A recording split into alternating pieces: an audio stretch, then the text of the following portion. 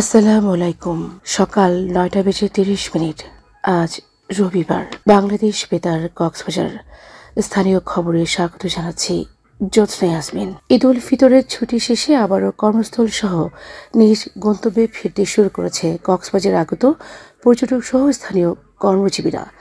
বাস ও rail স্টেশনে ভিড় না থাকায় স্বস্তিতে ফিরছেন তারা। এতে টানা ৯ দিনের লম্বা ছুটি শেষে আজ খুলছে সব সরকারি, আধা সরকারি, স্বায়ত্তশাসিত ও আধা স্বায়ত্তশাসিত অফিস। খুলছে ব্যাংক, বীমা ও আদালত।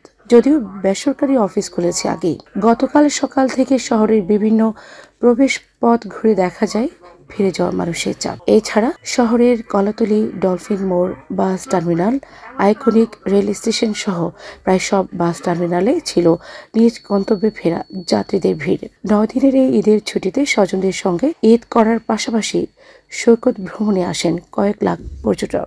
দেশের নিরাপদ খাদ্য ও বিদ্যুৎ বিতরণ ব্যবস্থায় স্থিতিশীলতা নিশ্চিত করতে Japan international cooperation agency JICA সরকারকে ৬,৭০০ কোটি টাকা ঋণ দিচ্ছে। অর্থনৈতিক সম্পর্ক বিভাগ ইআরডি সূত্র জানায়, সহজ শর্তে ৩০ বছরের পরিশোধযোগ্য এই ঋণ প্রকল্প দুটি বাস্তবায়নে সহায়তা করবে। এ লক্ষ্যে জাইকা বাংলাদেশ সরকারের সাথে দুটি ঋণ চুক্তি স্বাক্ষর করেছে। নিরাপদ খাদ্য কর্তৃপক্ষের গবেষণা কর্মকর্তা মোহাম্মদ তাইফ আলী বিষয়টি জানান।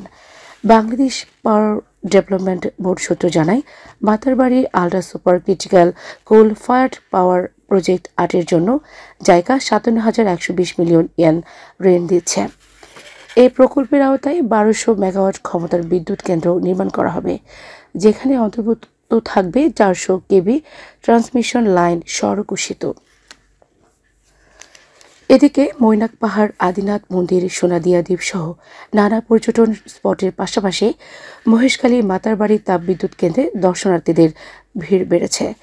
বাইরে থেকে তাপবিদ্যুৎ কেন্দ্রের অবকাঠামো দেখতে এবং দৃষ্টিনন্দন সড়ক, সেতু, মাতারবাড়ি সমুদ্র বন্দর এলাকা ঘুরে দেখেছেন এসব দর্শনার্থী।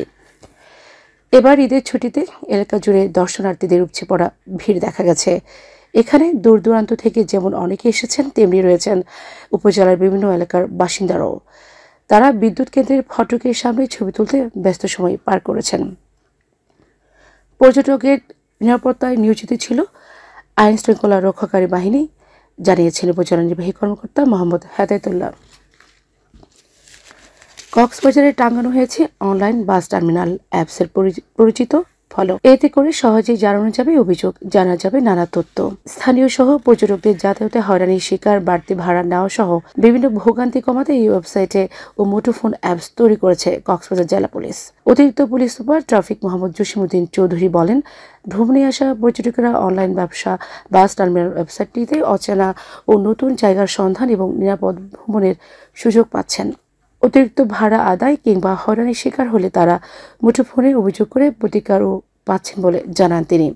www.obtcoxbajar.com নামের ওয়েবসাইট বা অ্যাপসে রয়েছে কক্সবাজার রুটে চলাচল করা ১২৬টি পরিবহন সংস্থার ১,৮০০ বাসের তথ্য, ছবিসহ ২,০০০ চালক ও চালকের সহকারীর তথ্য।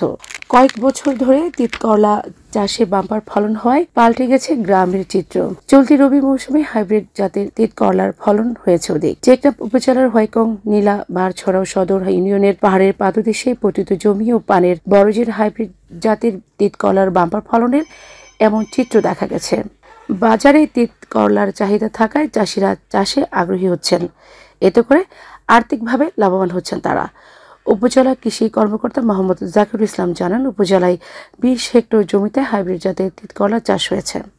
বাংলাদেশ বেতার কক্সবাজার কেন্দ্রে বাংলা ও ইংরেজি সংবাদ পাঠক পাঠিকা তালিকাভুক্ত করার লক্ষ্যে অডিশন গ্রহণ করা হবে।